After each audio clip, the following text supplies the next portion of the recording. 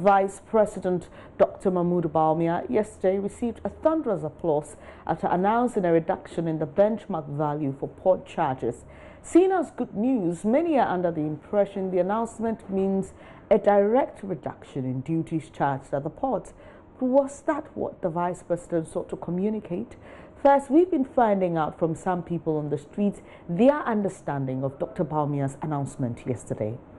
We're looking at the economy and what the president has actually brought on board because in fact looking at the comment that most Ghanaians have made give me the idea that the president has actually done something very good, to the economy, and people are really, embracing it, and then they have actually had trust in what the president has done and the steps that he has taken.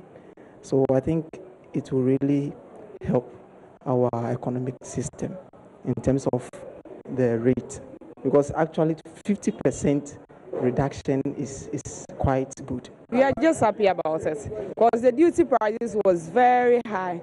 So now that you have reduced and it's taking effect from tomorrow, we thank him very much and we are very happy about it. We trust him, so we know it's going to happen. Because aside all the promises he has been saying, he said he's going to do free education. He did it. One district, one factory is also taking effect. So far as he has done all these things, we believe he's going to do it. It's good actually, but if the dollar, they've not able to tackle the dollar to be stable, it's almost the same, because in Ghana we pay duty, they work it on dollar basis. So if the dollar is going up, you are going to change it to pay it. So it will be almost the same. But we beg him to try and work on the dollar so that the business too can go on.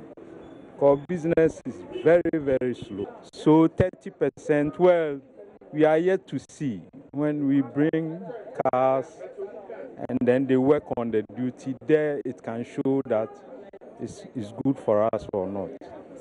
Okay, I think it's really good, and we are quite impressed with these few changes he has made. We think it would help us, because when this dollar stuff, we actually work our duty stuffs with the dollar, and we think he reducing the duty and stuffs will really help us to try improve our work. Whatever they said, they should really work on it, because it could be said today, but maybe tomorrow we go to the harbor, it could be different. So we are praying and hoping so they implement it there also. So at least when we go there, it would be the exact thing he said, because it could be said on TV, but you'd go there and it's quite different. So we are hoping it works toward the harbor.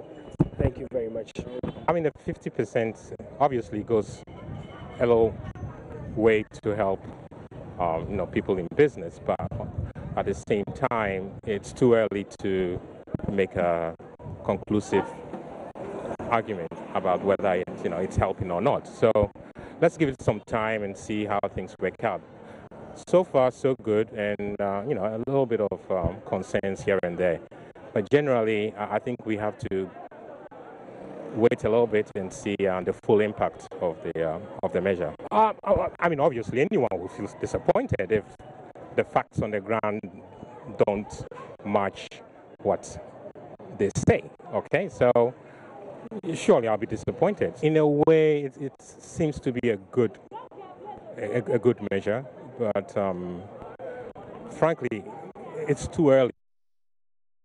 Amoako Jansen has been engaging Professor Patrick Esuming, a lecturer at the University of Ghana Business School, on his impressions of that particular meeting. He believes the achievements Dr. Bawumia outlined are yet to materialize in the lives of the average Ghanaian.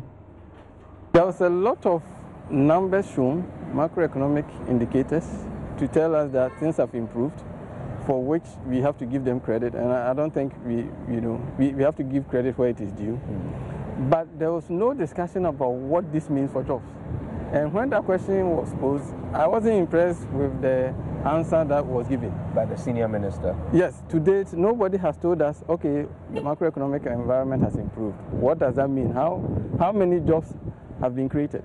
And I think it's a problem in several directions, whether we don't have the data to be able to tell what the unemployment situation is. Don't forget, unemployment was a big topic during the last election. Yeah. And it was one of the key promises of the current government. So to simply tell us what the unemployment situation was, how many jobs have been created, that we couldn't provide that, I think that for me that was not good. But going forward, we shouldn't stop at just explaining what the macroeconomics have done, simply telling us the macroeconomic environment has improved. We have to talk about what is happening to poverty, how many people have been lifted out of poverty. In the midst of all this macroeconomic environment, the large GLSS report tells us that poverty didn't improve and inequality has worsened. So I wish that in future we don't just bombard Ghanaians with the macroeconomic environment and then just clap hands, but also go beyond that, how that has translated into improving the ordinary life of Ghanaians. Clearly, we need to make things at the port much smoother for both exporters and importers. We have to make things work more smoothly at the port. Mm-hmm. But beyond that, in terms of what we do with imports, new taxes or new measures to raise revenue, we really need to think about what the industrialization strategy is and what is the role, what is the vision. So we have 1D, 1F, and then we've also seen not long ago the Trade Ministry announced support for some Ghanaian companies who were struggling. So these are all pockets, but I think we need to, and I'm glad that the planning minister was there, we need to think about broadly, what is the plan? So we have 1D, 1F. What is the strategy? What do we want to achieve with manufacturing in 2 or 3 years? And what role do we want tax policy to play? It seems to me that recently there's too much emphasis of using the tax policy just to raise short-term revenues. And I think that has to stop. The tax policy is a very important industrial development tool.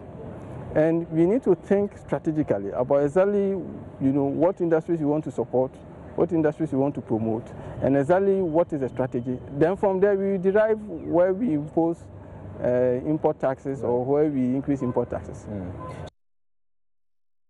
Kojo there speaking to Professor Asuming. He is a lecturer at the University of Ghana, talking about the relationship between what was said by the Vice President yesterday and how it translates in the lives of Ghanaians. Well, Secretary of the Car Dealers Association, Clifford Ansu, joins me via telephone. You may recall that for the importation of vehicles, that was pegged at 30% of import duties. Good morning, Mr. Ansu. First of what are your impressions of what the Vice President announced yesterday? Good morning, Madam. How are you doing? I'm doing great, sir. Very good. Let me take this opportunity to say good morning to your listeners everywhere.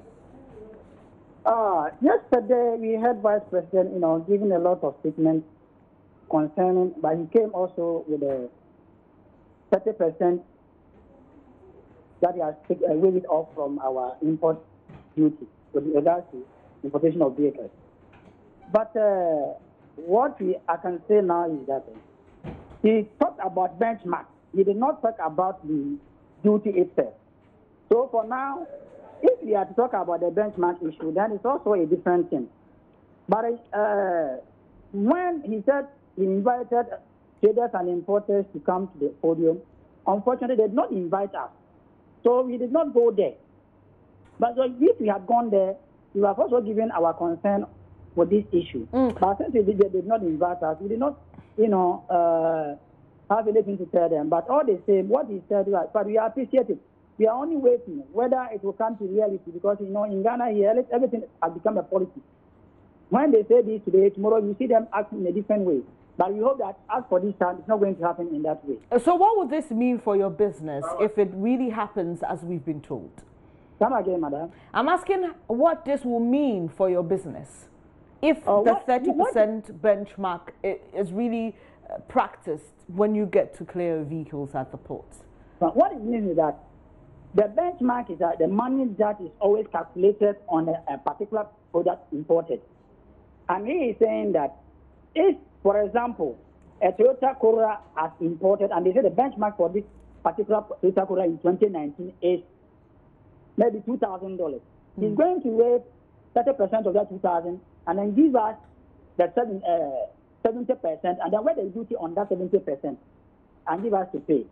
That's what they are saying. Yes, I know, and I'm asking, what would this mean for your business or for even a client like me, a potential client like me who wants to buy a car from you? What it means is that now the problem we have is the dollar. They calculate everything in dollar at the harbor.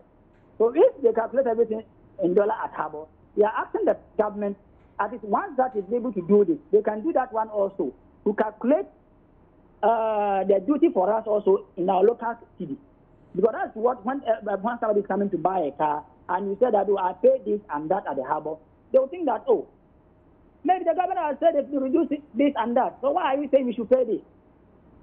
So it becomes, confusion. But we are asking the government, to come to a conclusion that from henceforth, what I want you to do is that if people are paying like 2,000 Ghana cedis for 2019 April, they should stabilize the thing to up to maybe September, so that at the end of September, if they can even review that cars that are paying like 20,000 this month up to September, if you are bringing them in, you will know that at the end of this time, this is the money that I always pay for. So anybody who is importing, anybody who is coming to car garage and buy, will definitely know that I'm going to buy this car at this cost or at this price.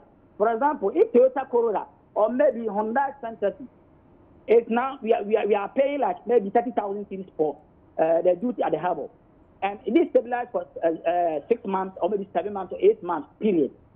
Fine. Anybody who is bringing this car in knows that at the end of the day, this guy is going to how much you pay for that. So, Ms. Ansu, I'm asking, so with all you're saying, does this mean that this 30% in the benchmark you're talking about does not necessarily mean that you'll be selling your cars cheaper when you go to clear them at the port? Not at all. Not at all. Because, when I clear my car now from the harbor, and for example, the car stays at garage for maybe 3 months, they charge me at the harbor with $1. So when the dollar also is not stabilized, and the dollar jumps again, after the 2 months sale, when I go back to change the dollar at either Forex Bureau, bank or whatever, I'm going to add something to it before I can get the money that I use to purchase the car from maybe abroad, and then the money that I even paid here at the harbor. So if government was, like I said, if you also understand us, and then pay the thing, for example, if it's 30,000, we are paying 30,000. So when it happens like this, at the end of that month, when you how that you sell it, you can exchange the money and then get what you want. If that happens, we can also, move the business smoothly in the system. Thank you very much for your time. Clifford Ansu is Secretary of the Car Dealers and Assets Association, responding to the announcement by Vice President Alhaji Dr. Mahmoud Bawumia when he spoke at the town hall meeting yesterday about that reduction of import duties and the benchmark of the reduction in the benchmark for importing vehicles and other goods.